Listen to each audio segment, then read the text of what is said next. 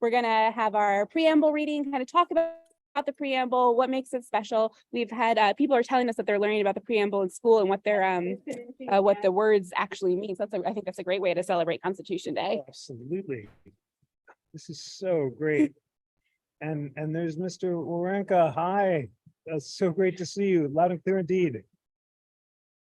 Is there a class that is there a question your class has, Mr. Warenka or Ms. DuPasquale or anyone? Just chat it and we will answer it. And we're so excited. It's amazing to be back in person. Downstairs at the National Constitution Center today are new citizens who are coming here for their naturalization ceremony. And those of you who've seen a ceremony know it's the most inspiring civic event imaginable. And seeing all these people who've worked so hard to become citizens gathering downstairs at the Constitution Center in front of this big banner that I'm looking at now that says Happy Constitution Day is just amazing. So we're going to read the preamble and then swear in together all these new citizens and celebrate with them. And it's magnificent. I'm going to check to see where everyone's coming from. Manassas, Virginia, great. Let's chat some more locations if you don't mind. West Reading, Pennsylvania, hooray. DC, yes, absolutely. Where in Washington, Ms. March? George GW, yes, indeed, so glad. I just taught my con law class there on Thursday, and I'm going back this week. Drake at Massachusetts, absolutely. Statesboro, Georgia. So great to see everyone gathering from across America.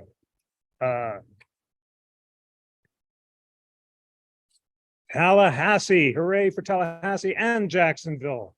Two great Florida classrooms, wonderful. Troy, superb.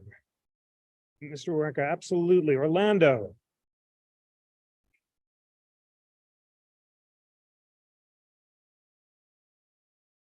Lake Point Academy in Clearmont, Florida.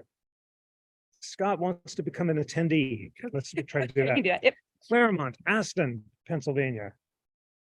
This is just one of the marvels of Zoom that we can all gather together from across America. And the marvels of technology too. So I'm standing in front of a camera on this little trolley and we can zip it around. And I do want to show you Independence Hall. I know the lighting is no good, so we won't be able to watch the whole way here. But look at that, friends. Isn't that, wait. Oh, no, wait, no, here we go. Where's the hall? Oh, there it is behind me. Isn't that just astonishing? The most exciting constitutional view in America. It's just so wonderful to be here. There's the hall in the background. Friends, just gaze on the hall and think about what it was like to be in the room where it happened, where the Declaration and the Constitution were drafted in 1776 and of course 1787, September 17th, 1787, almost 250 years ago today. We'll be celebrating the 250th anniversary in 2037 and the 250th anniversary of America, of course, in 2026. And just thinking about all of the light that beamed out of that hall and continues to shine today is the most inspiring thing. And now, because we're in this space, I'm going to turn and face the words of the First Amendment. Look behind me, shining and shimmering over Independence Hall. Congress shall make no law respecting an establishment of religion, or prohibiting the free exercise thereof, or abridging the freedom of speech or the press, or the right of the people peaceably to assemble and to petition their government for a redress of grievances. There, I think I got it. And it's just so meaningful to be in this particular space here in Philadelphia, the words of the First Amendment, looking on Independence Hall, the Declaration and the Constitution, and thinking about the relationship between those three great events, the Constitution, the Declaration, and the Bill of Rights. And one crucial... Yes, I'm gonna just pause you right there because we haven't started recording yet, actually. Okay. So, okay. So it's just 8:30 now. So I'm gonna do a quick reporting and then we can welcome everybody and then dive into the preamble. Should we just... All right, good morning, everybody, and happy Constitution Day. I am Jenna. I'm here with Jeff Rosen, our president and CEO, live from the National Constitution Center. And we are actually live. You can see we are have a live shot. And so we are so happy for you to join us today for all of our great events happening both at the center and virtually. Everything happening at the center will be streamed live. We also have some exclusive virtual events. So some amazing programs. Our nationalization program will be starting in about an hour. Then we have a program with some federal judges, constitutional rock stars, literally. Simon Tam will be here, and Mary Beth Tinker will be joining us online. And then I will be capping off the day with a great scholar exchange. So lots of programs that we're really excited for you to join us. But Jeff, I think we like to start every day by reading the preamble and looking at those words that really started it all. So can you take us through the preamble of the Constitution and read it together with our friends on the team? Absolutely. Welcome, friends. Happy Constitution Day. So exciting to welcome you here to the National Constitution Center and to be here in this space. And as we prepare to read the preamble, let's think of the crucial meaning of the text that we're about to read and recite together. Those words that begin, "We the people of the United States." The framers are gathered in Philadelphia in Independence Hall, the room where it happened. And I need to turn the camera now so that you can gaze on Independence Hall and see that special place where the words we're about to recite were written. And they've gathered in Philadelphia on September 17th, 1787, to propose a document that will be strong enough to protect liberty, but constrained enough to ensure that there's no tyranny.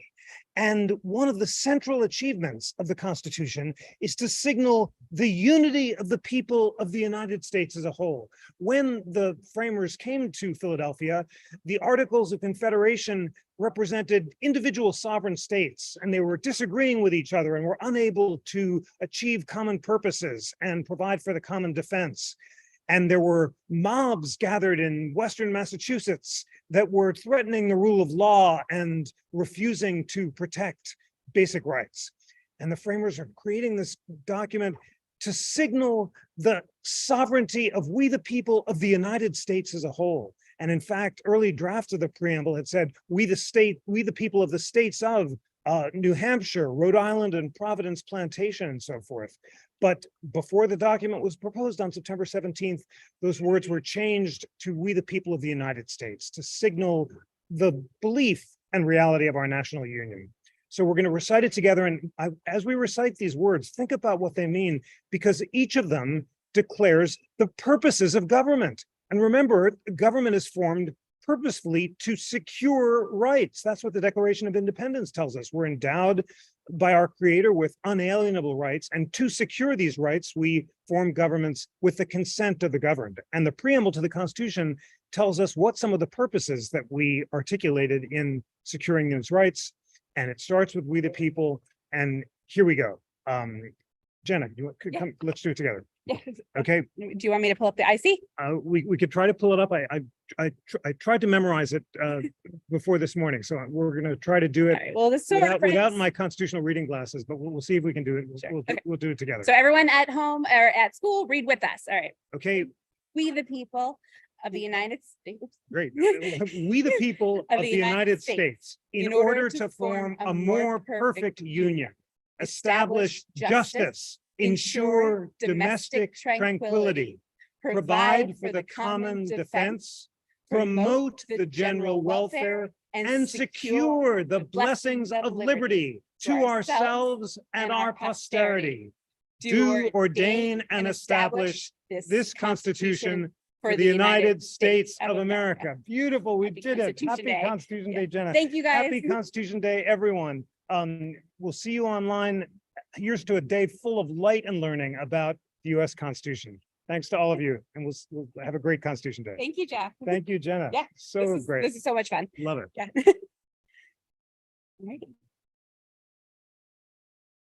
All right, everyone. We'll see you soon. Like I said, we have in about an hour, we have our naturalization ceremony. Please definitely make sure to join us for that because it's a really beautiful moving ceremony in our brand new renovated Kirby Auditorium. I think it's one of our first events that we're having in there, which is really special. Like I said, federal judges going through First Amendment cases and cases that pertain to students just like you. We have Simon Tam, who is a First Amendment rock star, Mary Beth Tinker, who when she was 13 years old, protested, used her First Amendment rights. And so lots of really great programs happening throughout the day. So please join us, and celebrate in your classrooms with all of our great resources like the Interactive Constitution, like I was showing you earlier.